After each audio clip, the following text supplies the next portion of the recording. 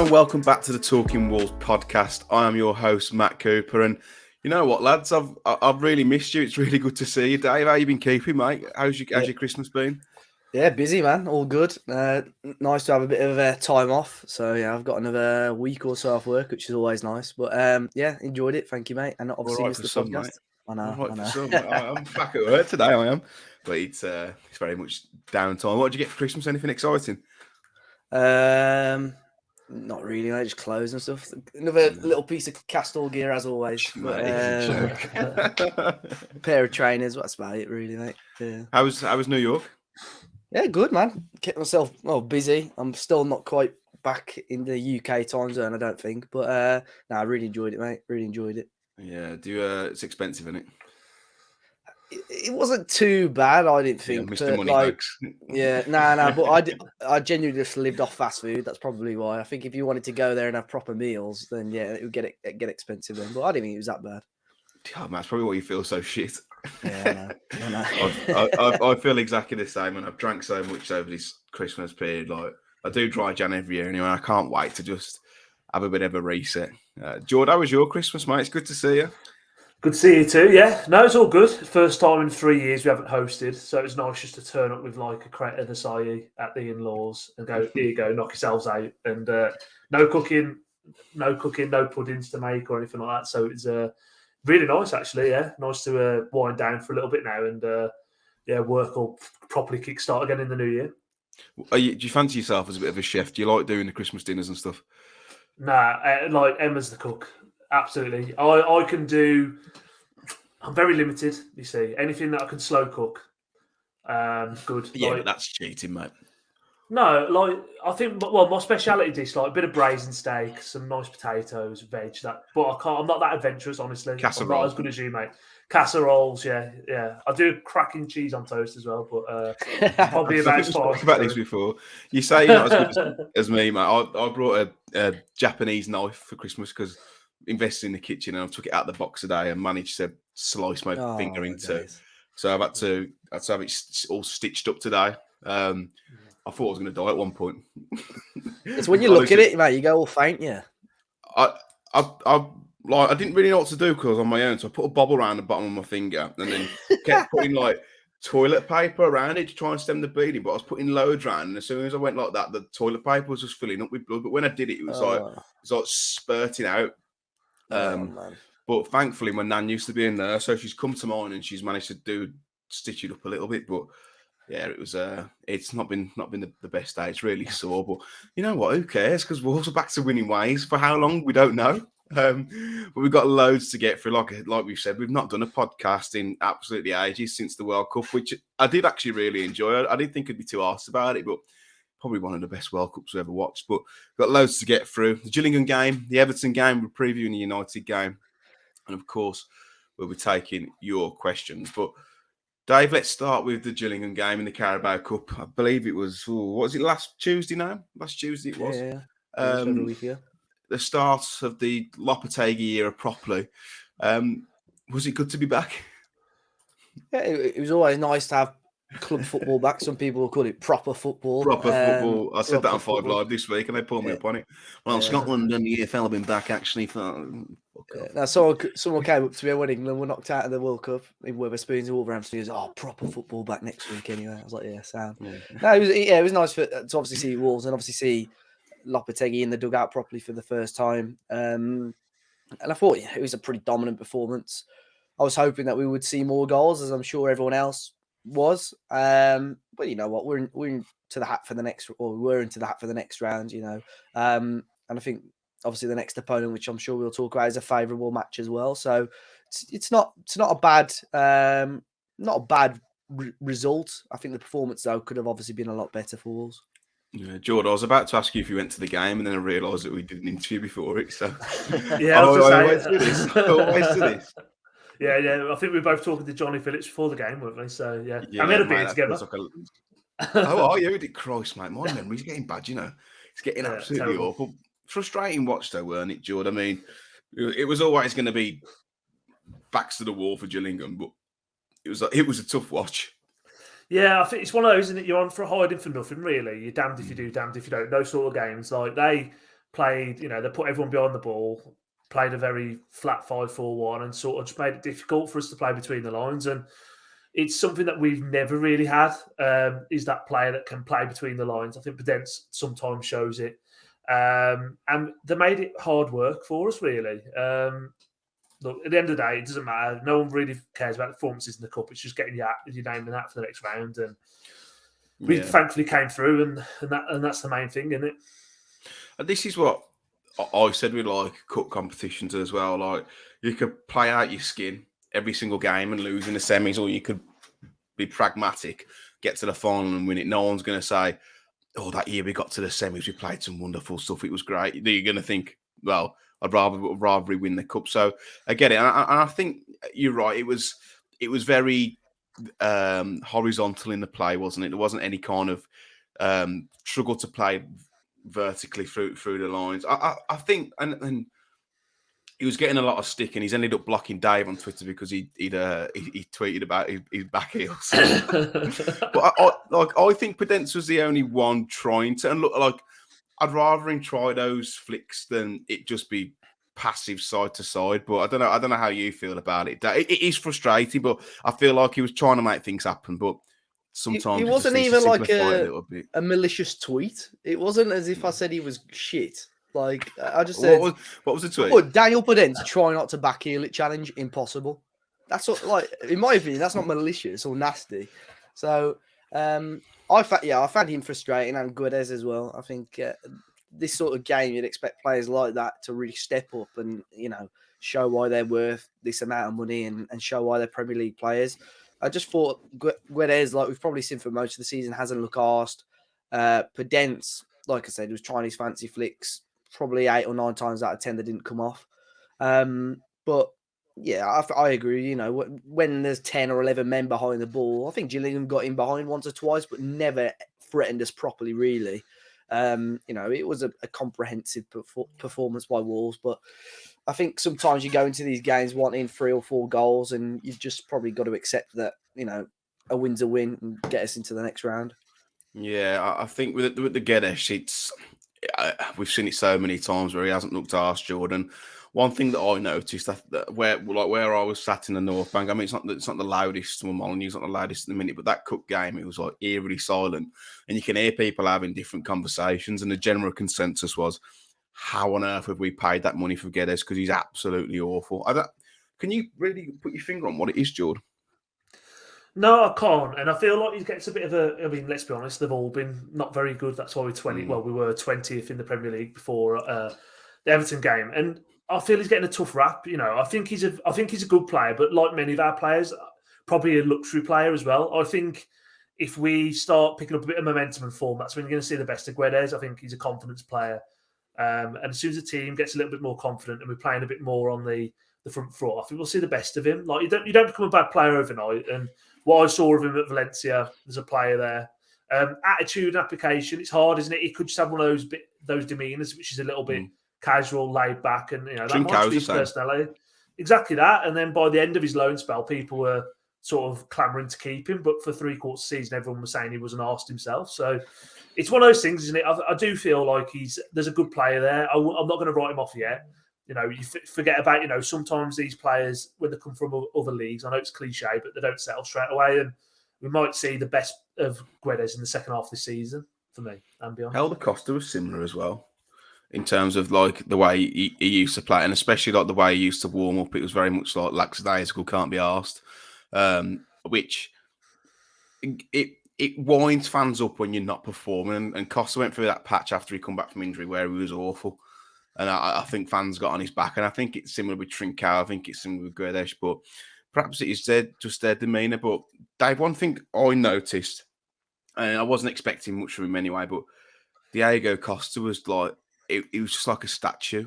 And, if you I know he didn't have many chances, but you'd think if he's going to have a chance, get his first goal for Wolves, it would have come against the team bottom of the EFL. But he's just... I don't know, he's more like a pantomime villain for me. I think he was better at Everton, but he stands there, he puffs his chest out, he gives verbals, but that's all it is for me. I think he's never going to be that man who's going to be on the striker that's going to be on the last man, who's going to get in behind. I think he's more of that hold-up player. If you give him the ball, I'll say this, give him the ball in and around the area, he should put it in the back of the net. I think, like Guedes, he's still lacking a bit of confidence, personally. I think you do see the quality when he's on the ball. It's very rare that when he is on the ball that he, in my opinion, he's shrugged off or tackled. I think his hold-up play and actually bringing other players into play is still good. But obviously the job of the striker is to, score goals, and in front of goal, he's not been good enough. Quickly going back to Guedes as well, like I said, I think it's confidence as well.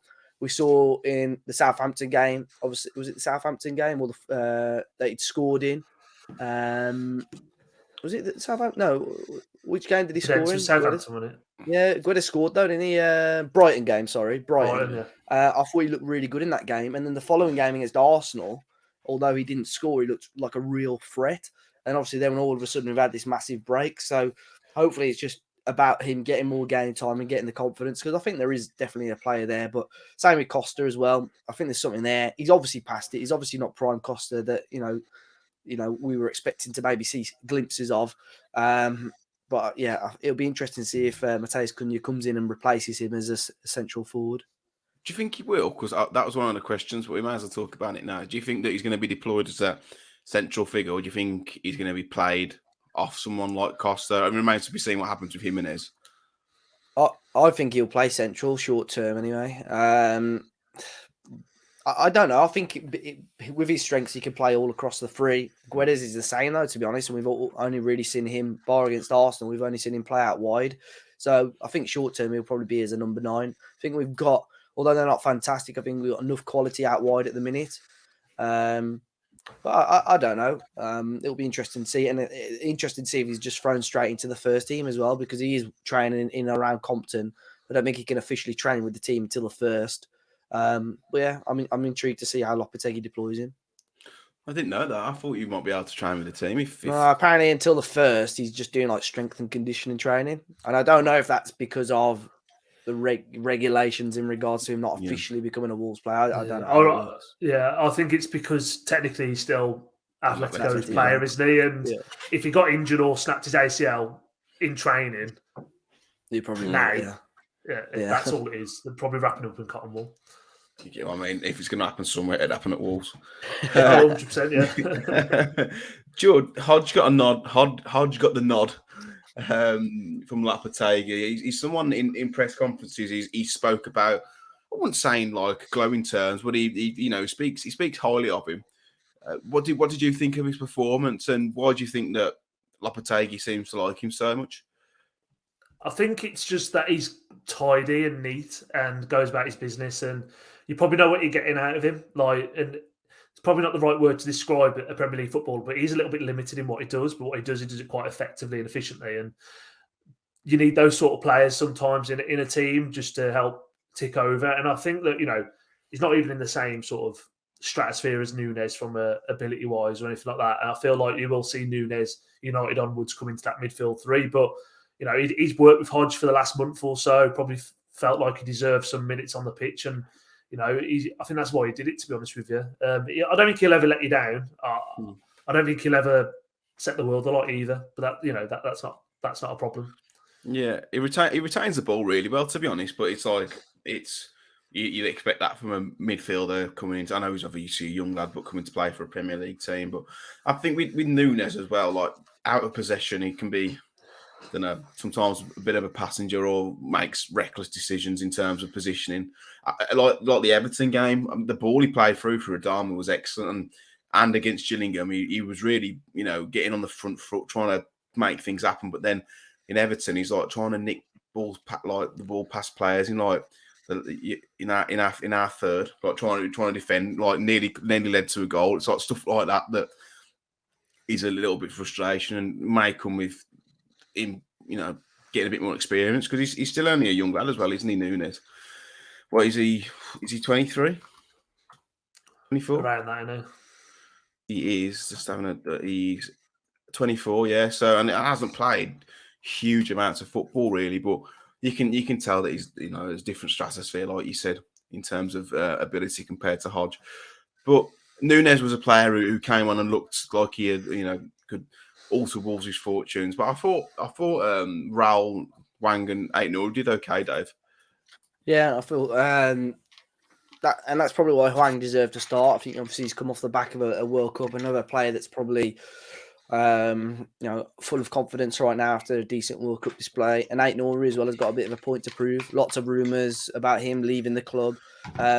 I thought obviously the penalty, there was about 3 or 4 challenges in and around that box that could have been given. And I think obviously when, great for Raul to obviously score that, get that confidence boost. And after that, Gillingham had to come out, had to play. And that's sort of where the second goal came about. But Ait-Nouri picking up these spots. I do like him obviously a little bit further forward. I think he's a player that, good close control. So if a ball is, flies into him, we've got full confidence that he's going to be able to bring it down and get a pass or a shot away, which we've seen obviously twice in the last week. Yeah. With Ait-Nouri, I don't know where these rumours are coming from. Do you think he's just getting frustrated that he's not playing because of Bueno, who has done well since he's come in, but he hasn't. Yeah, he's probably been our best player, Bueno, but that's because most of them have been a 4 out of 5 out of 10. Yeah, I think the rumours, when you read some of the articles as well, they don't read properly anyway. Like I think the Nice one that came out first was saying about how he was out of favour with Lopetegui, but we'd only had the Gillingham game. And then there was another one about Juventus yesterday on about he scored on the weekend. We scored 2 goals, but he's still out of favour. I was there like it's just a load of rubbish. So I think it's just one of those rumours. I think it will go away, but when I would done enough to keep his place. I think Ait-Nouri was a little bit unlucky because he's not particularly been dreadful. I don't think first part of the season, but maybe now after these 2 goals in 2 games, he might get the nod. But who knows? I think that would possibly be a bit unfair on Bueno, but at the same time, Ait-Nouri's performing and scoring goals. I thought Bueno was poor against Everton, though. I'd play Ait-Nouri because, like you said, he's good going forward, but we've seen him like 1v1 duels. That Liverpool game last season springs to mind, where he absolutely pocketed Salah for 90 minutes, and then Keanu Hoover came and was it Keanu Hoover? So all that hard work got undone. But I would start Ait-Nouri. But next round of the Cup, Jord, quarter final. Can we win it? Nottingham Forest. Do you think we can go all the way? It's a favourable draw, really, isn't it? Yeah, I think they're absolutely gash. And even watching them last night against United, even after watching them last night, I'm like, I just don't understand. Yeah, I know it's United at Old Trafford, but I said it after when we played them at Molineux. They're the worst team I've seen down Molineux since we've been back in the Premier League. Like, no application, no idea what they're trying to do, no team cohesion. And I just think going there in the quarterfinal of the Cup, it's as good as we could have got outside of Charlton, really. There's still some good teams in that hat, but all you can do is win and then, you just got to get who you get in the semi-final over the 2 legs and hope you get through. I think Newcastle over 2 legs is going to be really tough. Man City, likewise, and potentially United, but if you're in the semi-final, you've got to expect to play some good teams. So hopefully we get Forest out of the way first and, see where we end up. Dave, what do you reckon? Do you think we can go all the way, or do you think Man City would have got one hand on it? I think with City in it, it's going to be very, very difficult. But if they get knocked out for whatever reason, or we avoid them in the semi-final, I think United are a little bit hit and miss. I watched them last night. I thought they were good. Newcastle, I think across 2 legs, although they've been brilliant, I think they are beatable still. So I think you need City to get out the competition to have a chance of winning it, I think. But yeah, who knows? I think last 4 of a competition would be great either way. When's the furthest? What's the furthest we've been in the League Cup in recent years? Not got that far, have we? Since we won it. I don't think we've been in the quarterfinals for like 26 years or something. I read. I could be wrong. It's a long time anyway. To be fair, we've never favoured this competition, have we? Like you look at the teams like Nuno used to put out like a second string team, and to be fair to them, they used to do quite well. But it's only the last year or so where Bruno Lage started playing a slightly stronger team, and obviously Lopetegui went even stronger than I expected to get against Gillingham as well. When did we win the? Was it 1980? Wasn't it the last time we won the? Something like that, Yeah, because the Sherpa van was at 88. 88 Sherpa fan, yeah. Yeah, Jord would have been 15 then. Did you go to Wembley, mate? Surely away. He was there. He fell off of the roof at Scarborough, wherever it was. Yeah, Scott. That was Neil Warnock was manager then, you know. Yeah, I know. I think it's an interview about with him talking about it. But Everton versus Wolves last Saturday. Was it? Monday. Mate, I'm all over the place with these days. Dave, coming into this game, it's Lopetegui's first game in charge. Well, first Premier League game in charge. For me, it was a must not lose, because I think if Everton pull away there a little bit, I know it's still early days and still there's 66 points left to play for. It was must not lose, but it's two poor sides, wasn't it, really? Yeah, I agree with you. I think, especially when we were one goal down, to come back at 1-1, the game was running down. I thought, we'll take a point here. I think that is the main thing. Just make sure teams like Everton aren't gaining a bigger gap in between us and them in regards to points. So, I thought it was such a sloppy game of football. The commentators on Prime were really praising Everton in the first 5-10 minutes for trying to keep the possession, but they barely got out the first half, and they're so sloppy in possession. I mean, Wolves weren't much better, to be fair. But yeah, really poor game. And obviously, you had that first goal from the corner, which for me, I think the marking was completely wrong. You got Hugo Bueno and João Moutinho on the two centre halves. That to me just doesn't make sense. And I know they've got some big midfielders, and I know Wolves aren't a big side, but for me, the two centre halves, you've probably got to have Kilman and Collins on those pair. But this disappointing goal to concede. Obviously, Bueno just shoved over as well, like he wasn't there.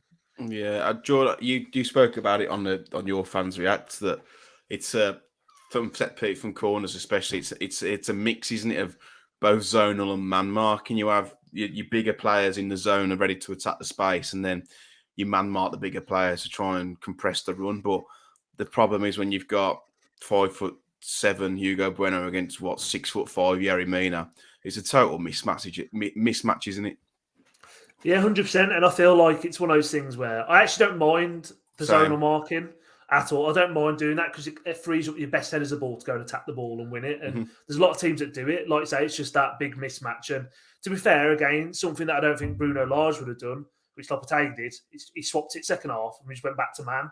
It's going to take a long time to swap system in terms of, and to learn that zonal marking. And we changed it. And that's the big thing that came out of Everton for me, is how fluid Lopetegui was with his changes, with the system, almost reacted very quickly to things. And, we've just been so used to, Wolves fans under Nuno and Bruno, plan A doesn't work. We'll swap the people within plan A and see if that works. Whereas Lopetegui was so fluid with it. And I feel like that's the difference in having an elite manager at the club. And that's what, in the end, got us the 3 points as well. Yeah, I think we adapted well, and don't get me wrong, we completely rode our luck for that game. And I think on another day, looking at the was it the Morpie chance and the Gordon chance, Gordon has to score that. You'd be fucked off, wouldn't you, if that was like Guedes or Costa? You'd be absolutely fuming. But we rode our luck. But sometimes you need to. But just let's have a look at the first goal, Dave, for Podence. Notice that Wolves weren't just, and I know fans don't like short corners, but weren't just lumping balls into the box. Do you think that maybe Lopetegui, or his team had identified that, look, Everton are a big side, we're a fairly small side, we need to be a bit cuter with our set plays, especially crosses? Yeah, but I think in general, we saw in Gillingham once or twice, there was like set piece routines, something a bit different. I think there was the one where, was it Neves hit the bar, was it? When it got dummied back to him on the edge of the area off a set piece. And we saw Manchester United, which I know we'll talk about, but Manchester United did it last night as well. So I think World Cup, the World Cup break has probably given managers an opportunity to work on different things like this. And Wolves have got to. I think set pieces is an area that we've been quite poor in.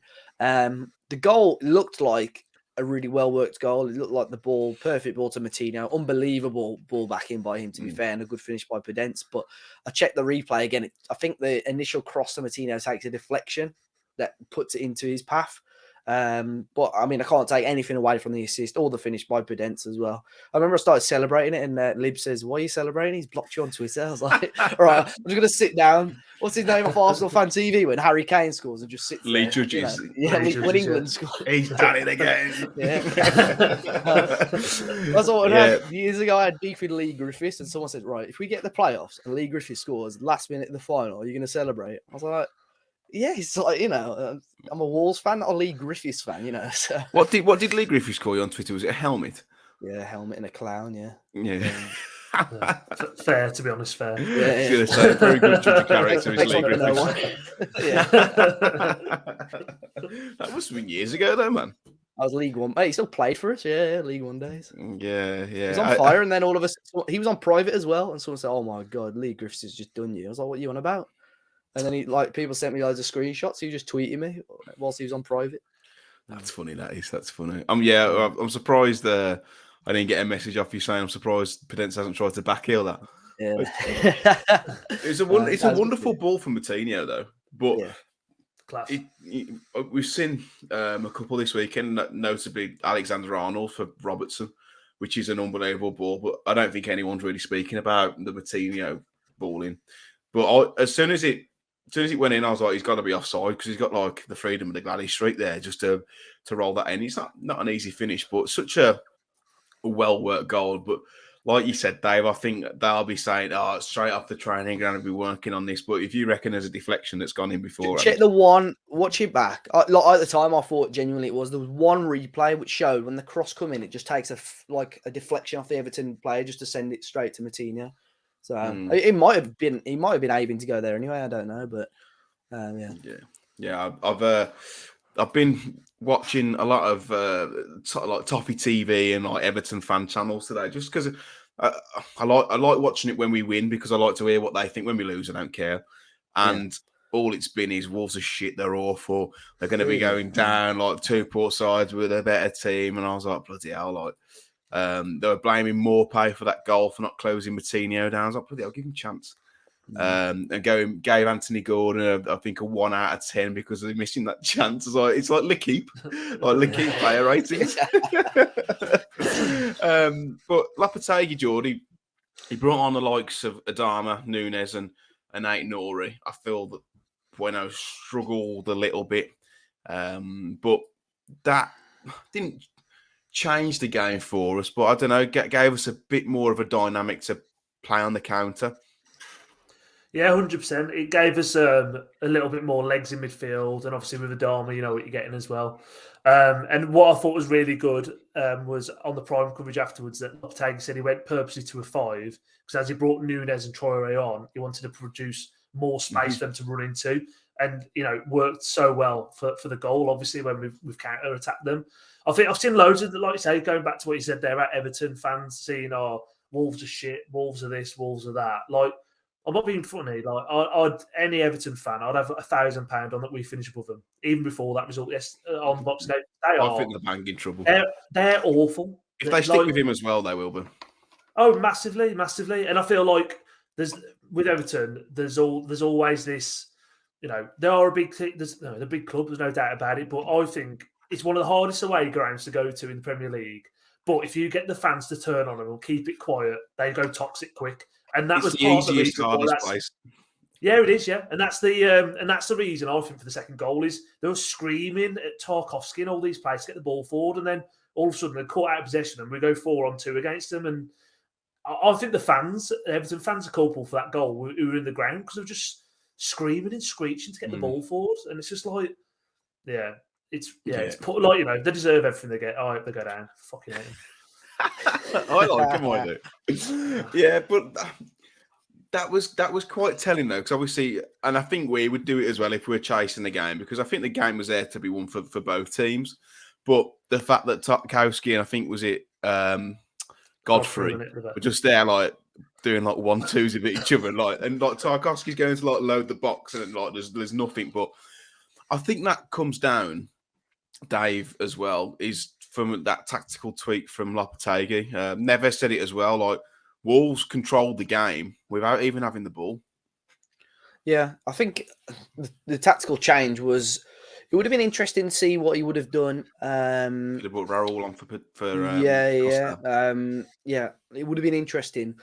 And I think he was very, I'm not going to say fortunate. I think the strength of the bench on Monday really helped Lopetegui as well. And it's the first time he's been able, imagine Raul's not really been available to have the likes of Hwang and Adama, Matheus on there as well. And I think if you add, Cunha to that, maybe one or two others, you have a really solid bench that genuinely are players that you think he's going to come on and change the game. And no disrespect to players like Chen Campbell and Connor Ronan, although they're good footballers, you're probably not going to feel that in a game where you want to try and change it to win it. But yeah, that change was massive for us because we were able to sit fairly deep, frustrate Everton, and then when we got the chance, we took it. But you just watch the replay, not necessarily Adama or Matheus who started the move. You watch Gonzalo Guedes burst into the box, and obviously Ait-Nouri as well. Ait-Nouri is behind Nunes when he plays the ball to Adama, and the pace he runs at to get into that box. I'm not sure what Costa's doing, but obviously Ait-Nouri, like I said earlier, nice touch and finish as well. Costa was in the box, and like it was the tiredest attempt I've seen at a bicycle kick. I don't know what it was. It was like a little Tykes kick, but to have that, and it's something that we've said time after time. The players don't look fit. Every time we break, we look like we've blown out our arses. But we're able to break like that in the 94th minute, and those players are not long come on. But to still be able to break with purpose, I think perhaps maybe signifies that the fitness is something they're working on, and I believe that is the first Premier League goal Wolves have scored this season after 60 minutes. So again, have the players been tired? But bringing Totti on, it's easy, and I initially thought, God, it's like just sit back here and like defend for your lives. Like this isn't great. And I would have took a point, but he gave emphasis on the wing backs as well, didn't it, to get further forward. And plus, it's that Everton are going to throw the kitchen sink at you if they get a set piece, and we've already seen what happened in the first game. To take to bring Totti on, who's better in the air, and is it Pedence replaced, or was it Matinho? Like Pedence was injured, wasn't he? I think so. Yeah. To bring or was that Pedence? Guedes came on for Pedence, didn't they? Or I don't know. Matinho come off as well. Yeah. Whoever he came off for is a bigger physical presence than whoever he came off for. So again, I think that helped. But Dave, do you think that this win was a touch of luck, a bit of genius, or just a real pragmatic approach from a coach who seems to know how to manage a game? Or a little bit of everything. I think a bit of everything. I think he was, to have the balls to do that as early as he did to try and change the game, and the plays that he brought on made a difference. You look at Nunes to Adama to Ait-Nouri, all three of those coming off the bench. And what he did to change the game worked massively. I think the look side of things, we were lucky that Everton were worse than us in front of goal defensively. But I think this is a real option now for if we are able to sort of just move from one system to another, or play one play style to another mid-game, and still grind out results and get results like we have done today on Monday. That's massive for Wolves. And although it wasn't a great performance, you got to look at the positives now. We've got a massive load of pressure off us. That one, that we were bottom of the table, two, that we were searching for a win in how long. But I think now the morale is high. You saw the players at the end of the game, and hopefully we could just take that on. We've got tough games coming up, but hopefully we can just, carry it on and get the ball rolling and try and get some more victories. Yeah, Nunes sent Ait-Nouri absolutely flying, didn't he, in his celebrations? Well, that's what I mean. There's players like there's players like Nunes, like Guedes, that you think, they're not that bothered, but man, these celebrations at the end were great. Fantastic. Same with Ait-Nouri as well. I think he comes across sometimes with that attitude that he's not really that bothered, but you saw that straight away. Didn't when he celebrated, didn't he do something like pointing to his ears or something? The old nevers. Yeah. He thinks therefore he plays. But there's a new chant as well for Lopetegui already, which we had Bruno Lage's Barmy Army, but like Nuno Had a Dream was like unbelievable, wasn't it? Like everyone knew it. it would reverberate around the whole ground. Now we've got this Super Lopetegui chant, which I don't know if I'd prefer. We've got Yulin or we've got Super. I think Super sounds better personally, but yeah, we've got that chant now, and you could hear the Hawaiians singing it, and of course they were singing it at full time too. So, but hopefully that kind of that little things like those chants can make Molineux a bit more of a tougher place to go to. I've seen people moaning about the chant though. Like, what do you want? You moan about the atmosphere, and then as soon as we get a half decent chant, you're like picking at little things. I just enjoy it, man. For those who aren't sure what the lyrics are, we've got Super Lopetegui. He knows exactly what we need. We've Kilman at the back, Diego in attack. Wolves are staying in the Premier League. Now, when I first saw it, I thought we were staying in the Premier League, but like genuinely, that is the objective for this season. You can change it. You can change it. It's taking us to the Europa League. Whatever we're going to win the Premier League. How are you? Who knows? Who knows? But just a little nod to the BetMate pot. So Dave actually finished the highest out of all of us. It was a bit of a stinker across the board, and although he didn't win anything, he still finished just outside the paid places. But big shouts out to Cohen, who finished in first place, who took home £114. And second place, Joe Chill 96, took home £67, and then Ben Wren finished third with £45. Right then, chaps, games are coming thick and fast. Moving on to the Man United game at home. Dave, you said that you watched them the other night against Forest, and you said you were impressed by them. What do you expect from them? I think they are quick. They've got talented forwards. They just move the ball so quickly. But I don't think Forest was. Forest weren't very good. They had that goal chalked off right on half time, which was rightly chalked off. Some people will say it's a little bit harsh, but I think Body's leg was offside anyway. But yeah, just the way they move the ball, it's so quick. And then you got players like Rashford, who this season and in the World Cup has been fantastic. And you've got players like Anthony, who've got real flair and talent. So they've got a good squad, really good squad, and I think Casemiro has been unbelievable for them. So that's going to be where the game is, I think, won and lost really. Centrally, if you allow the likes of Bruno Fernandes and Casemiro to get on the ball a little bit too much, that's going to cause trouble for Wolves. But yeah, like I said earlier, they're a bit hit and miss. United, their goal difference before yesterday, I think, was 0. They were conceding as many as they were scoring. So I think if we can continue that momentum, we can improve, tighten up ourselves, less sloppy on the ball. Never say never. I think there's a chance we can get something out of the game.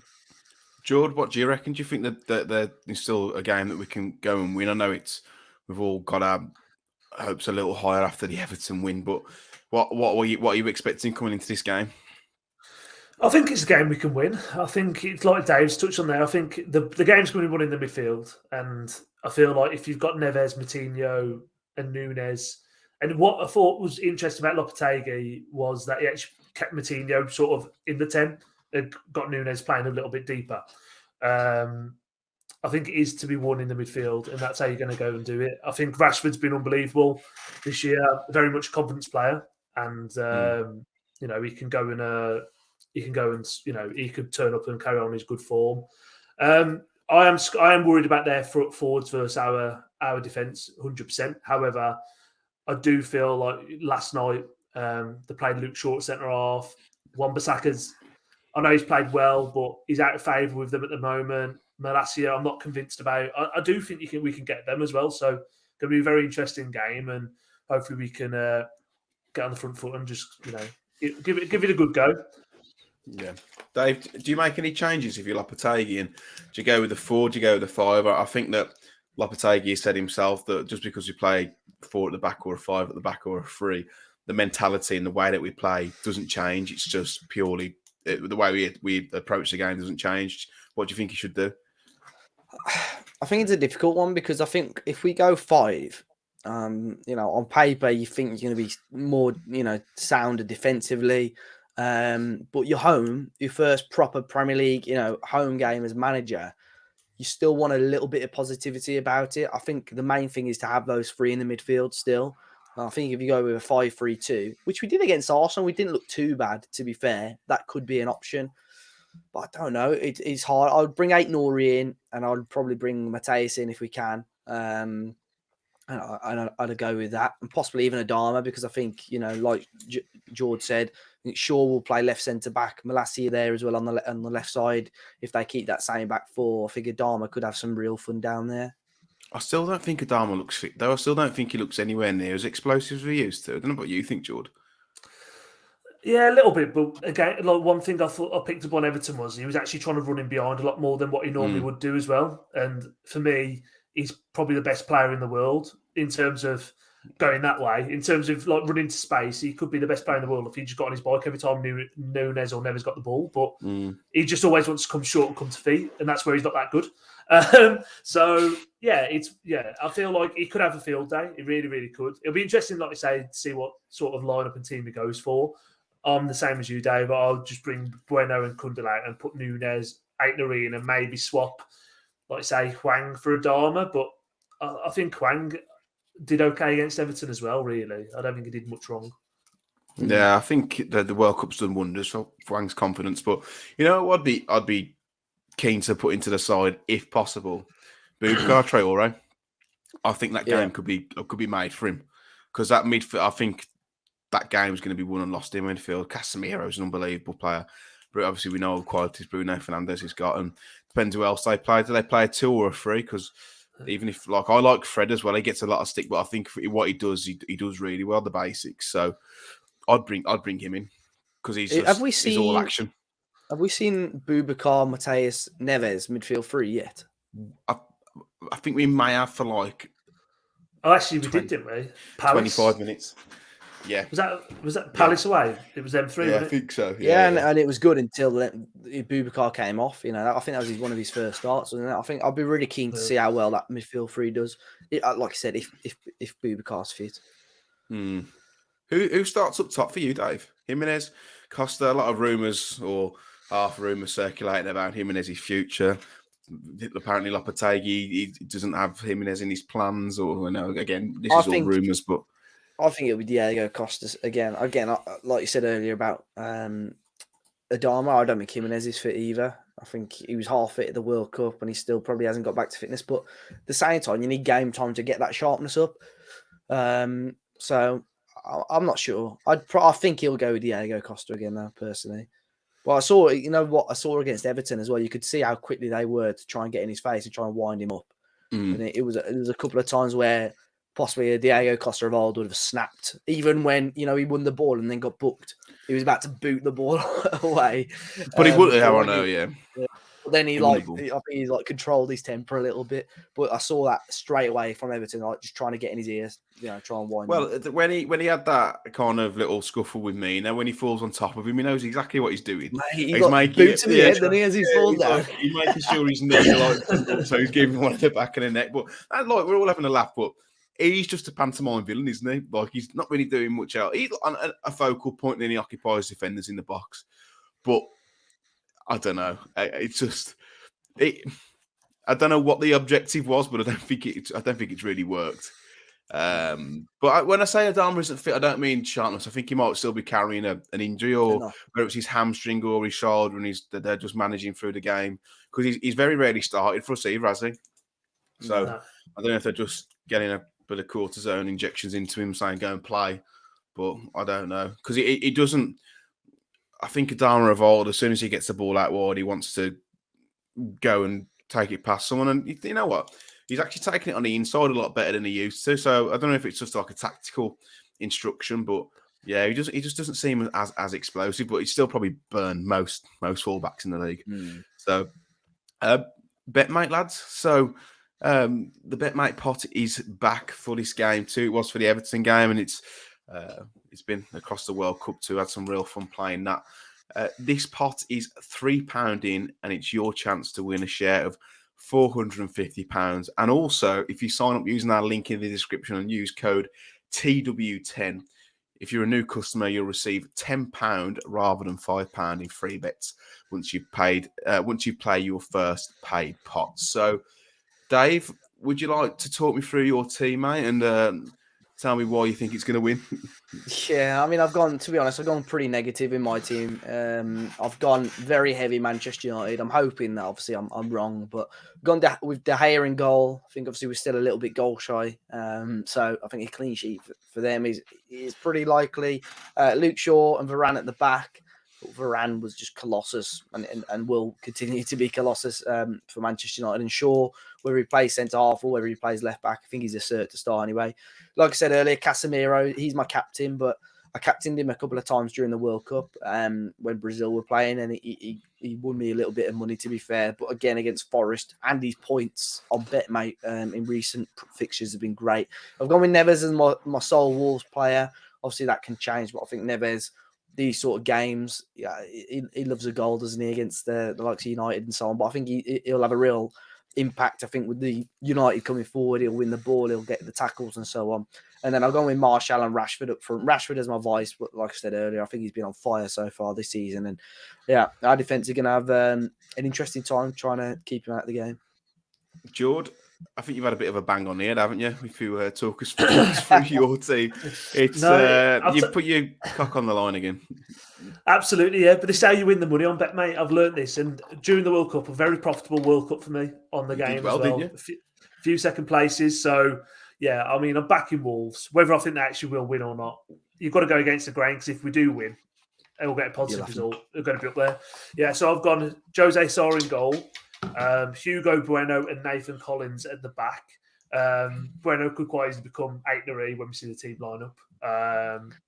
But we'll wait and see on that. Nathan Collins, for me, just touch on it. I thought like he had loads of pelters in that first half against Everton, fans on social media, and he made a few mistakes and stuff, but the second half, I thought he was absolutely immense. I thought he was really, really good in that game. And I feel like we will be under the cosh. I think a lot of headers, interceptions, which comes into play with BetMate. And also he's good for a set piece as well. So he might, nick one in at the other end as well for us, which would be good. I've gone Ruben Neves as captain. I've gone Matheus Cunha as vice captain because I feel there'll be a lot of interceptions and stuff going on there.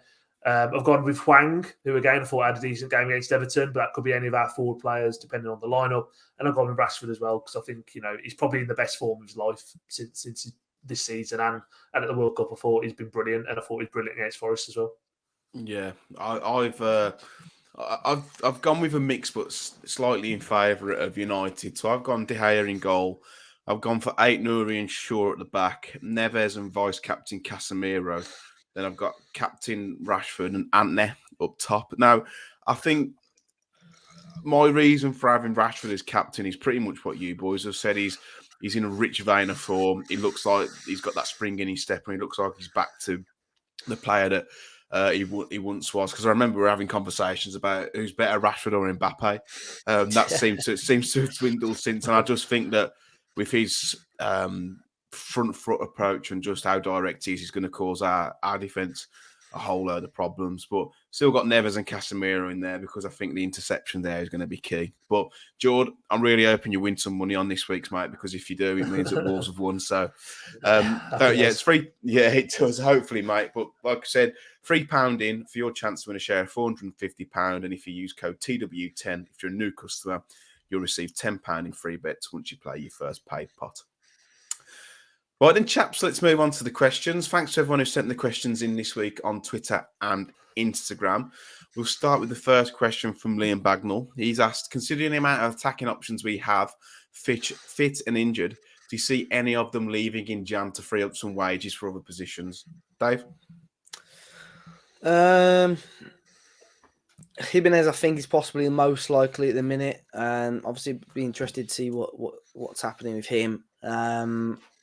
Other than that, I think most of them will probably stay in January. Hwang, I can't see going. Possibly Adama, if Wolves want to try and cash in, if he's definitely not getting a new deal. But I think a lot of them will stay put. I think as long as we can get them to accept that, you're going to get a lot of game time, whether you start on the bench or start on the pitch. I think if Wolves can have that, strong bench to them, Lopetegui's able to bring them off, we're all going to get an equal amount of game time, I think. What do you reckon, Jord? Can you see anyone leaving? I know that Podence was rumoured to have an interest from Everton, but I can't see that happening because it looks like Lopetegui really likes him. No, I think Pedent stays. I think Lopetegui, like I say, really likes him. And I think he'll probably be the one that will not be interchanged in that front three behind the striker moving forward. Yeah, I think Jiménez is. I think he's gone. I really do. I'm not. Free transfer, whatever. I think he's probably the highest earner at the club, if not one of the top 3 earners in that club. So yeah, I think that's fair. Probably fair for him to go back to Mexico, MLS, whatever he wants to do. I think with Cunha and the amount of money we spent on him, he's probably going to be third choice because Lopetegui had Costa at Spain, didn't he? And he used to play him over from Rata, so he does clearly like that profile of player anyway, as well. So yeah, I think Jimenez and like I say, Traore maybe if you want to cash in on him. It's interesting though, really, with Traore because going as a free agent potentially in the summer, there's going to be lots of teams who just think they can change him or think I'm going to be the man that gets it right with him, and it just never seems to happen for him. I'd like him to stay.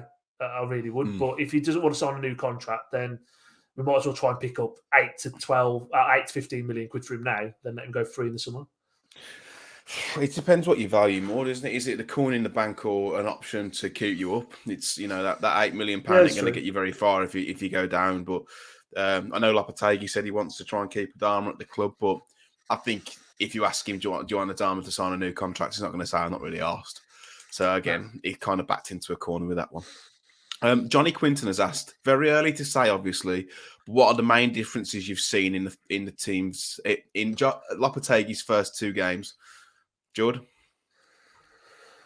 Well, he ain't a PE teacher like the last one, is he? So that's one. I think he won us the game against Everton with his changes. Like I say, you can see there's a togetherness there with the team. I was a bit disconnected from this team, but you can tell that Everton game especially, there's a lot of fight and grit and spirit in there, and they're all fighting and pulling in one direction. I think there's absolutely no doubt in my mind if we didn't have this World Cup break, we'd have been down, absolutely gone. But you can just tell, I think he's a really good manager. He's the guy that Foden wanted from day one, and by this Cunha signing for 52 million quid, or approximately 52 million quid, it shows they're going to back him as well. So I'm all for it. Keep it coming. What do you reckon, Dave? What are the things that you think are different in Lopetegui's first 2 games? I think there's a little bit more. You can just tell around the club more of a confidence. I think professionalism that you get. Even with some of the things that Lopetegui has said about the team. There was a quote that he'd said. I think it was from the Times. That said he couldn't believe how unfit the squad was during the pre-season or the sort of mid-season break. So I think we've got a manager here that knows what he's doing, and like George said, I thought the exact same thing. The way they're backing him, and Foden want to make sure that Wolves stay as a Premier League team from next season onwards. Definitely. A load of people have asked about players we'd want to bring in, and 3 realistic signings, 2 written. So I thought I'd just whittle it down into one, and I'd like to ask you both 2 players you'd like to bring in. I think one for me, and we spoke about it before the podcast, and it's someone who Liam Keane has said there's firm interest in. He's Victor Gyökeres at Coventry. Seen him a few times, and he looks a fantastic player. And I know he's highly rated striker, top scorer in the Championship, and one of those. I mean, similar to Cunha, really, like a complete forward, good in the air, quick, can take it past players, can score goals. So he's someone I'd like us to see because I think it won't cost the earth to go and get him in. But Dave, I'll come to you. 2 players you'd like to see. I'd imagine Gyökeres might be one of them. Oh, it'd be interesting to see. I think he's in like a completely different market to what we would normally go into as well. So I'd be really intrigued to see that. And I've seen a lot of Wolves fans, warm to that, to him as a signing. I can't say much. I've not seen a huge amount of the Championship this season. 2 years left on his deal too. Yeah, but I think you're right. It wouldn't cost a ridiculous amount. I think it would be intriguing right now if we still had Bruno Lage and we're a slightly different position in the table. João Felix, obviously, going to leave Atleti, but I think he's destined for sort of a top 4, top 6 team in the Prem anyway. I don't know. It's difficult to say, really, from the players that we've None of them I've seen and got really excited about. But I think even someone like Isco would be really intriguing to see how he would do. I wouldn't say it would be like the most excited I'd ever be about signing, but I'd be really intrigued to see how he could do in the Premier League. Yeah, there's like a thing going around on Twitter today that some fourth division side in Spain have announced the signing of Isco. It's not true. It's almost like Spain's April Fool Day. So they've put out like an official statement to say that he's signed, which I don't know. I think it's a bit strange if I'm totally honest. But they've said they're signing on a 6-year contract, so yeah, it doesn't look like that's true. But Jord, 2 players that you'd like to see sign, or 1 player, or yeah, I think like I say, I really like Gyökeres from Coventry as well. I think he's a good profile of player, could come in, and especially if Jiménez is on the way out as well, would be a good one for me. I think Wan-Bissaka, I know we've been linked with him a little bit. I know he's played last night, and he might even start against us. But Ten Hag loves Dalot. I think he wants Dumfries as well. So I think he will be leaving in January. I think we could do a lot worse and get him in on loan. It's that Man United curse of, same with Harry Maguire, it's the shit, the this, the that. And that players leave Man United and all of a sudden get better. And it's because they haven't got Fred and McTominay screening them like they've been for the last 8 years. And they're playing 20 yards further back. And, Wan-Bissaka at Crystal Palace was being touted as the next England right back because defensively it's unbelievable. And I think he could really work for us. So Wan-Bissaka for sure. And I think another one I like is Bono as well, the goalie from Sevilla. I suggested him as well when that article came out the other day. You did. Because I'm not, I've made it quite clear, I'm not Sar's biggest fan. I don't think he's a terrible goal. I don't think he's a dreadful goalkeeper. He gives me kittens a lot of the time. And I feel like last season, especially the first half of last season, he was phenomenal. But, completely overperforming like his expected goals against and expected saves. And he sort of leveled out a little bit now. And for me, with the Sarkic news as well, him moving out, we're not bringing in a goalkeeper to come and be number 2. I think Lopetegui's thinking the same thing. Really, I feel like it's competition for Sar. We've actually probably phasing him out a little bit. So I wouldn't be surprised if we went and got Bono, especially after that World Cup as well. Yeah, I mean, it's strange that like you said, they're going to bring in another number 2 because you may as well just keep Sarkic there unless Sarkic has said I don't want this role. But you think that might come at the end of the season. I think Sarkic is good enough to be a number 1 elsewhere, like Championship level. He's proven that at Birmingham. But I'm the same, Jord, about Sar. I think last season he had an unbelievable season. This season he's been, as they all are, pretty poor. His distribution this season has been absolutely awful. So perhaps he's thinking that, like they've said, they're bringing in someone for competition for Sar, but someone who can actually challenge him for that number 1 spot. And he wouldn't be surprised if they went and got Bono from Sevilla.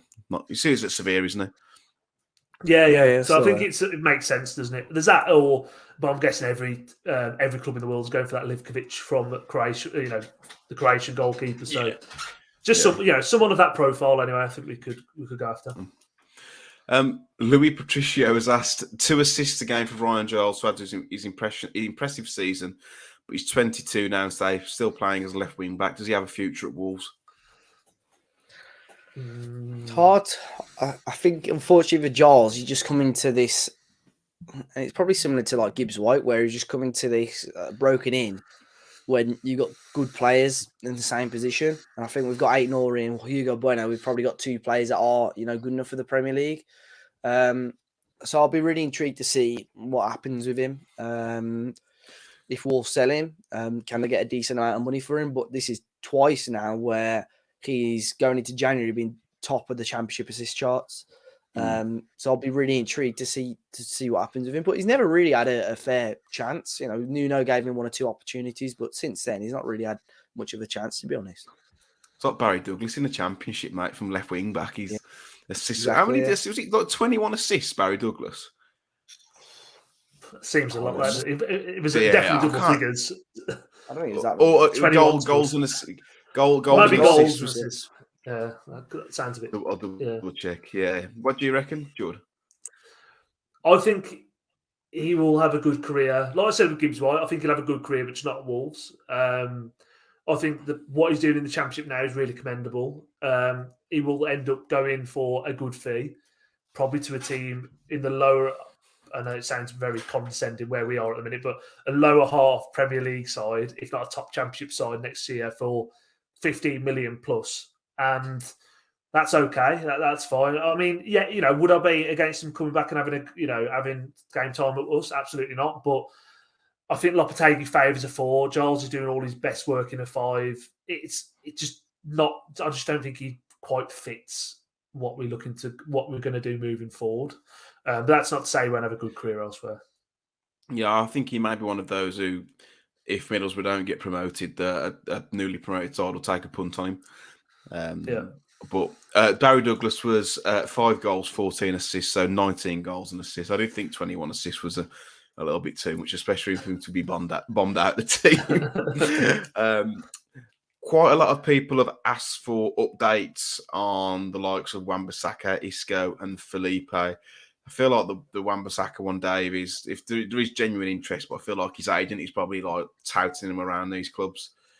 Yeah, and he's broken back into the United team the last couple of games as well. So he's one of those. He hasn't been dreadful, I don't think. He wasn't bad against Forest. So who knows? He plays well against us, and might keep his place in the United setup. But Isco still quiet. I think obviously that'll, because he's a free agent, he can sort of take his time with that. And Felipe, I think it's financial is the issue with that at the minute, and I don't know whether it's transfer fee or wages with him, or even what will seem to be quite stingy with his contract length, especially due to his age. So yeah, not much new news on any of those 3 at the minute.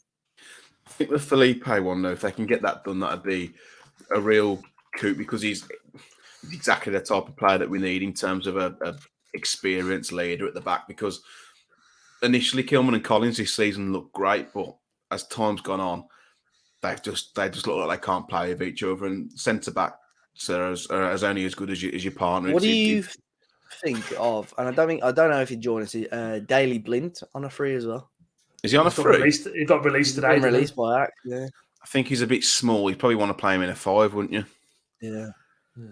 Maybe. He played left wing back, wasn't he, for Holland in the World Cup? He played a lot of. But I was like, I saw something about him retiring, and I've searched it all today before I mentioned it, and it's just about his contract terminated, nothing about retirement. So yeah. No.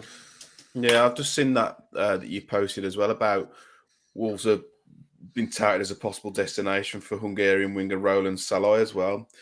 Dave, I don't know if you do know anything about him, but it's another wide forward. Yeah, perhaps, he's not particularly that rapid either. So symbolise that maybe Cunha's going to be playing through the middle.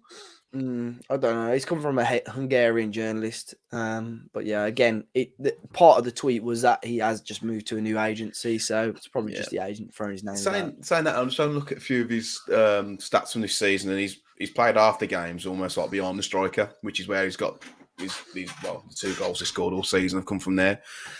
So perhaps he could be someone who could play centrally, but again, he might just be his agent staring the pot. Mr. Britt has asked, excluding Cunha, how many additions before January the 1st? I think 1, maybe 2. I don't know about you, Dave. Before January the 1st? 1 at least. Yeah. 0, I think. Do you think 0? Yeah. I think it's like, you got to think, when is it? Sunday now. I mean, things change quickly. I think even the Cunha deal moved quite quick in the end.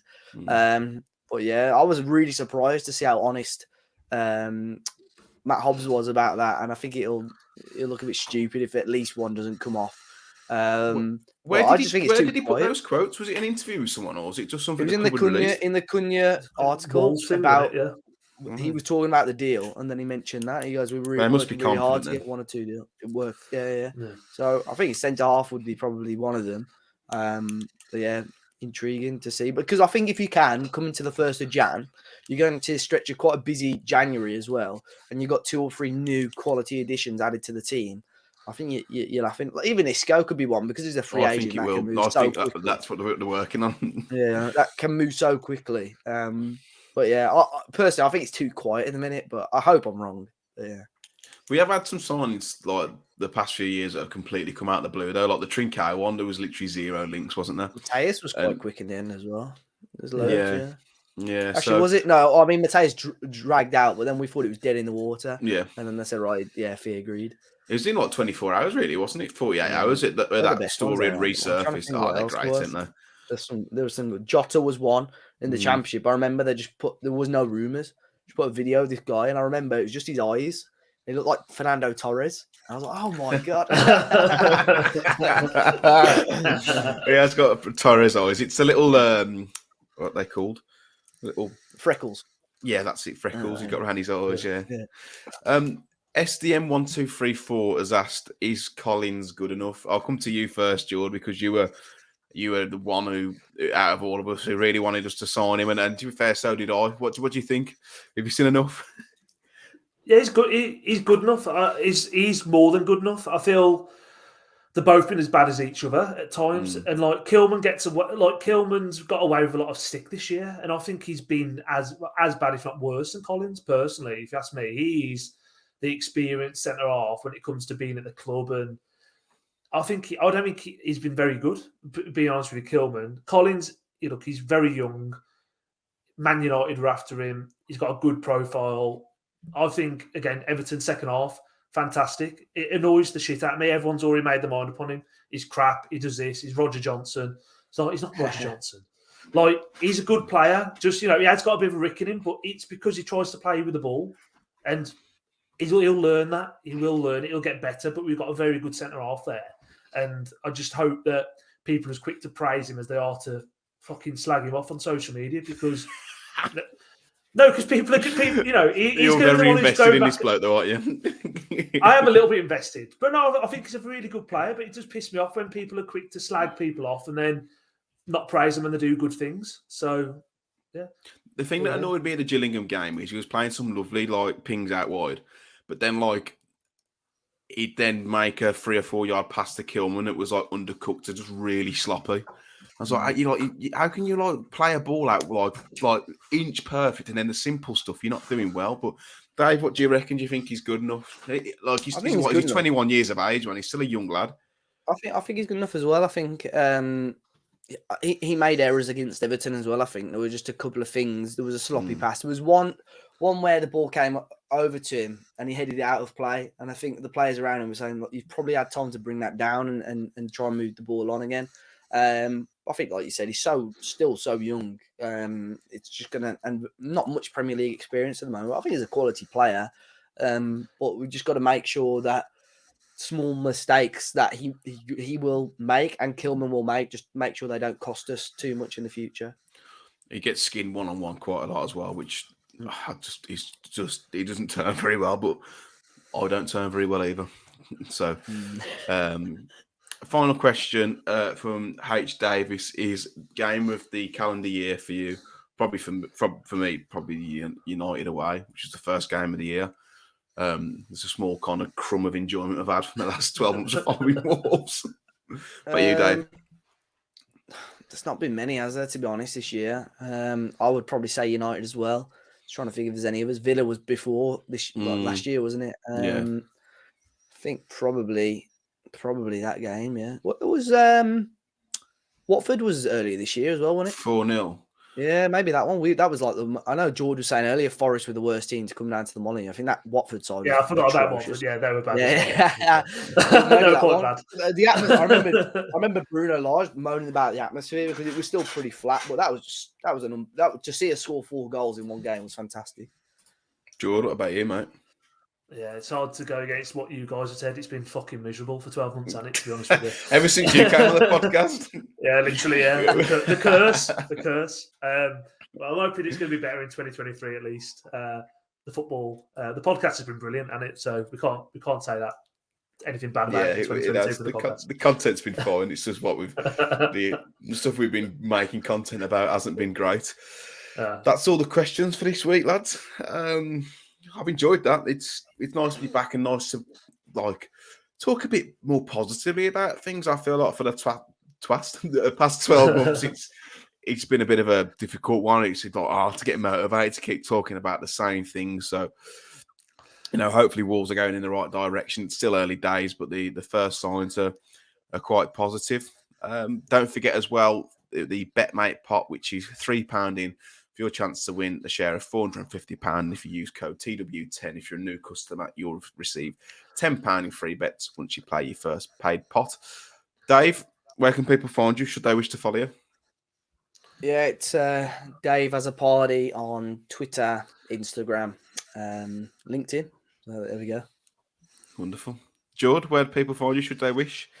Yeah, so it's Jord7 at Twitter and Instagram, and also on the LinkedIn.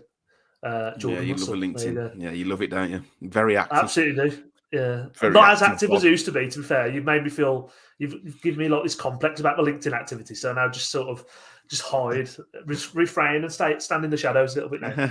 We pick up on everything, though, don't we? I've had someone We connect do, with yeah. me and then try and add me on Facebook as well.